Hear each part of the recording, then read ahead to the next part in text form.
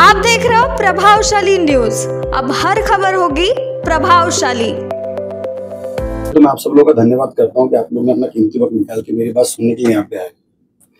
बीते कुछ दिन पहले मुझे मालूम पड़ा कि परवीन जाधव उर्फ नाना फटकरे ने एक प्रेस कॉन्फ्रेंस ली। वो उन लोगों को साथ में लेके प्रेस कॉन्फ्रेंस लेता है जिनके साथ में मेरे 2.5 साल से मामला चल रहे हैं, जिन लोगों ने पुलिस के सामने उनकी औरतें उनके आदमी ने मेरे पर जानलेवा हमला किया। कौन थे उन लोग, नाम क्या है? शाहिदा, यासीन, नजीर, तुलबा, याकूब, आसिफ, ये सब लोग वीडियो में दिख रहे हैं। जिन लोगों ने जिस औरत प्रेस कॉन्फ्रेंस में स्टेटमेंट दे रही है वो और उसके हस्बैंड, उसके देवर, उसके जेठ सब लोग हैं, पुलिस के सामने मेरे ऊपर जानलेवा हमला करते हैं। ये सारे फोटोग्राफ्स में उनके एक्शन मोड दिख रहे हैं,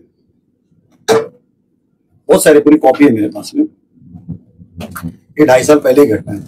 उसके बाद में उन लोग ने एक लड़के को वो स्टेपिंग करके मेरे ऊपर 326 और पोस्को का केस बनवाते, जो पुलिस इन्वेस्टिगेशन में उनके इन्वेस्टिगेशन में एनसी फाइनल होता है। क्योंकि मालूम है ये क्यों होता है, क्योंकि उसी लड़के ने चौकी में और कोर्ट में जाके स्टेटमेंट दिया है, जिसकी ये कॉपी है, कि मेरे को याकूब और आसिफ ने वार मारा था और सईद और अशरफ का नाम लेने बोला था, जिसका कोर्ट में 164 होता है। और उस क्रॉस केस में मेरा एनसी फाइनल जाता है, उनकी चार्जशीट जाती है।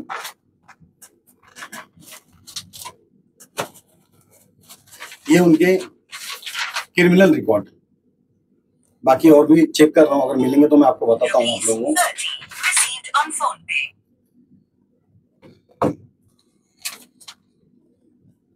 और लॉकडाउन में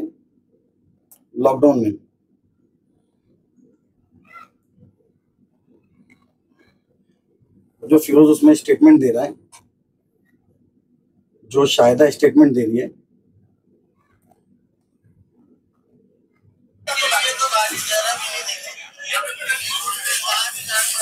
मेरी दुकान पे लोग फिरोज जो मीडिया में बैठ के स्टेटमेंट दे रहे हैं कि मैं रिक्शा चलाऊं, कैसा मेरी दुकान पे लोग आके गाली दे रहे हैं लॉकडाउन का मैटर में, क्योंकि मेरे पीछे कई साल से लगे हुए हैं। इनके वहाँ पे 40 से 45 घर है, उनके रिश्तेदार, उनके खानदान, जवाई दामाद से उसके 40 से 45 उनके घर है। मैं अकेला हूँ वहाँ पे, मेरी दुकान है अकेली वहाँ पे। और इनके बहुत सारे इलीगल धंधे हैं जिसका एविडेंस है मेरे पास। जैसे इनका गुटखे का धंधा है, इनका सूरत चलता है वीडियो है, कैरम चलता है, वो भी वीडियो है। और मेरी अडानी से रिक्वेस्ट है कि रमन मामा में जो भी चोरी की लाइट चलती है उसको सही से आके इन्वेस्टिगेशन करें। और इनका जो रिक्शा स्टैंड पे चलता है, एक ही नंबर की 2, अब मेरा स्टेटमेंट होने के बाद हो सकता है गाड़ी हट जावे, जो गाड़ी वेस्टर्न में चलती है अंधेरी वगैरह में, सेम नंबर की गाड़ी ऐसी वैगन वाली रिक्शा स्टैंड पे चलती है, स्क्रैप वाली गाड़ी। अभी मेरा वीडियो आने के बाद में हो सकता है फटाफट हट जावे। वहां पे बहुत सारे हथियार मिलेंगे आपको रिक्शा स्टैंड पर रखे हुए। और इनका मतलब बहुत सारा मेरे पीछे कई साल से लगे हुए हैं। और ये बार बार जो बोलती है, इनके लोग बोलते हैं कि मैंने मर्डर किया था। वो मर्डर इन लोग ने खुद किए थे, वो मर्डर इन लोग खुद करके मुझे फंसाया गया था। पूरा घर विटनेस बन गया था उसके अंदर, उस मर्डर में पूरा घर विटनेस बन गया था। और इनके पूरे कंप्लेन है जो मैंने माहिती से निकाला हूँ। ये कंटिन्यू 2.5 साल से मेरी दुकान के ऊपर, मेरे भाई की दुकान के ऊपर, मेरी वाइफ के कारखाने के ऊपर, चाहे परवीन जाधव, नाना फटकरे या ये लोग कंटिन्यू मेरी दुकान के ऊपर कंप्लेन मार रहे हैं। वजह क्या है कंप्लेंट करने की? आखिर मुख्य वजह क्या? आप जैसा बता रहे हैं कि 2.5 साल से आपके पीछे पड़े, तो वजह क्या है? क्यों पीछे पड़े आप? क्या चाहते हैं?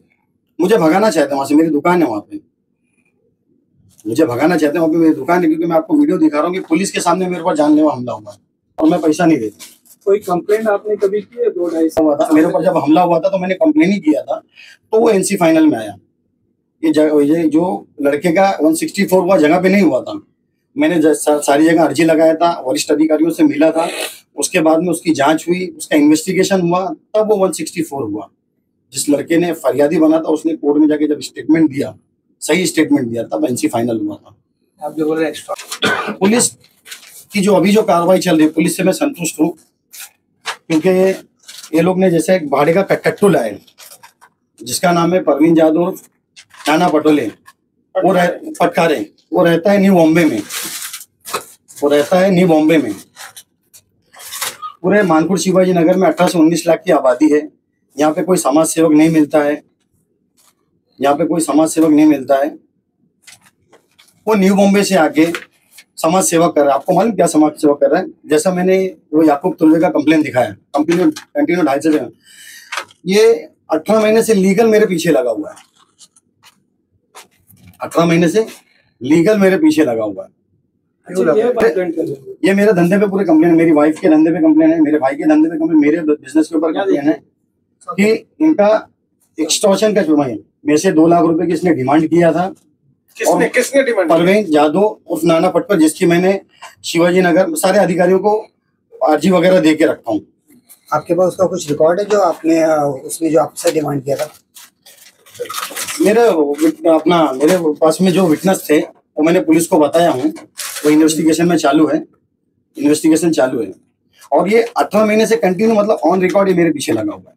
ये इसकी समाज सेवा है। इसके ऊपर मेरी पुलिस में ऑलरेडी पहले से एप्लीकेशन है, पुलिस इन्वेस्टिगेशन कर रही है, इन्वेस्टिगेशन का पार्ट है वो कर रही है। और मैंने उधर पे वहाँ पे इसने जब मुझसे पैसे का डिमांड किया था तो मैंने वरिष्ठ अधिकारियों को बताया हूँ, जिसकी इन्वेस्टिगेशन चालू है।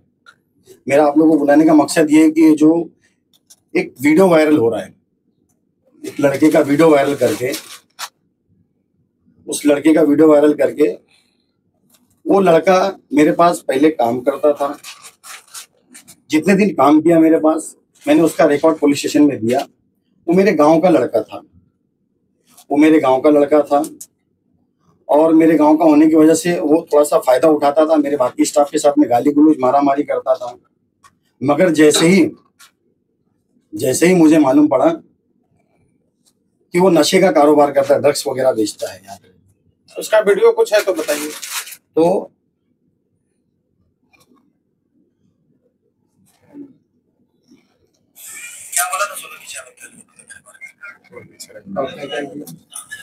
तो जैसे नहीं, उसमें देखिए, ये उसकी जेब से देखिए एमडी निकलते हुए। तो मैंने इस लड़के को काम पे से निकाल के सीनियर पीआई देशमुख साहब के सामने खड़ा कर दिया था। तो उन्होंने मुझे आश्वासन दिया था कि आप जाइए, हम इसके ऊपर उचित कार्रवाई करेंगे। उसके बाद में ये हमारे परवीन जादव साहब उर्फ नाना पटकारे, ये अभी 4-5 महीने से एक वीडियो वायरल करके, जिसमें उस वीडियो में ना मैं हूं ना मेरा भाई है, हम दोनों भी कहीं पे भी नहीं है। अब उनको दिख गया उसके अंदर कि मैं हूं, हम दोनों भी कहीं नहीं है। वो इन्वेस्टिगेशन का पार्ट है, मुझे कानून के ऊपर पूरा भरोसा है, उसकी इन्वेस्टिगेशन चालू है। मैंने सीपी साहब से भी मिला हूं और उनसे इन्वेस्टिगेट जो भी इसके अंदर सही आरोपी उसको पकड़ने का उनको वो किया हूँ। और उन्होंने मुझे आश्वासन दिया है डिपार्टमेंट ने कि सही जो कार्रवाई होगी। अब ये इस तरह से वीडियो बना के लेडीज को इकट्ठा करके, जो लेडीज मेरे ऊपर बार बार अटैक कर रही हैं, मेरे बारे में अनबन कुछ भी बाइट वगैरह चला रही हैं, अगर उनके पास कोई एविडेंस है तो उनको एविडेंस पेश करना चाहिए। ऐसा ओरल नहीं, जैसा मैं आपको एक चीज का एविडेंस दिखा रहा हूँ। आप बोला ना अडानी ग्रुप से बोलिए, आप पूरी मेरी मांग है, मेरा मैसेज है कि अडानी को बोलिए कि पूरे रमन मामा में जो चोरी की लाइट चलती है उसकी पूरी जांच हो, रिक्शा स्टैंड पर जो रिक्शा चलती है उसकी जांच हो, कैरम क्लब चलता है, जुए का क्लब चलता है, गुटखे का बहुत बड़ा हब है, और उसी रिक्शा स्टैंड में बहुत सारे अस्पताल होंगे।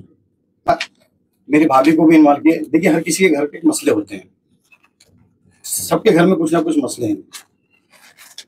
मेरे घर में मेरी भाभी के साथ में मेरा कोई ऐसा मामला नहीं है।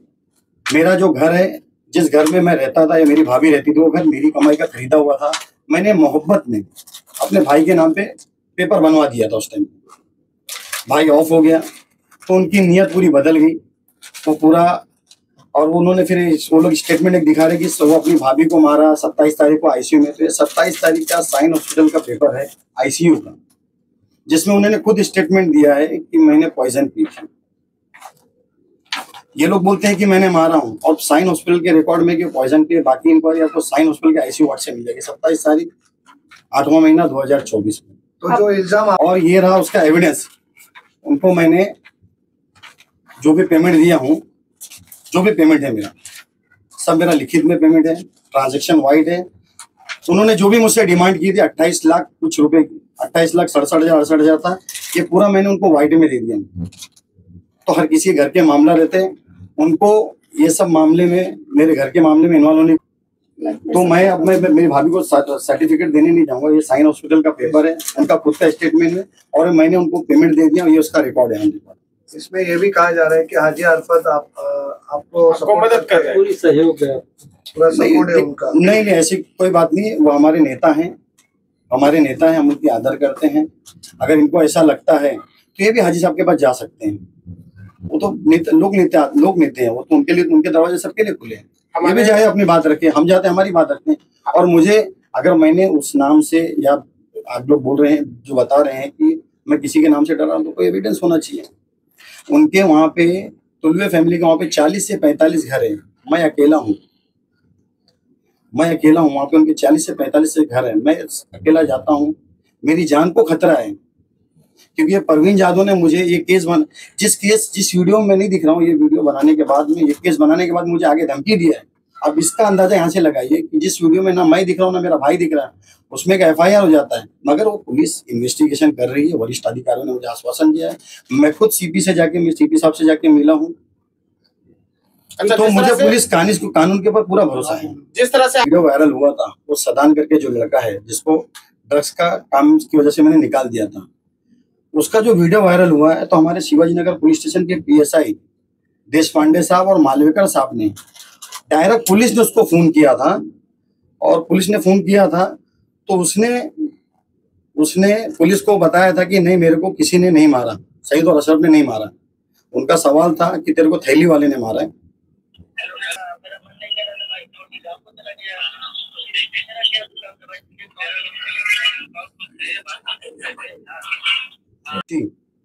तो उसने सीधा बोला कि नहीं, मेरे को अशरफ और सईद ने नहीं मारा।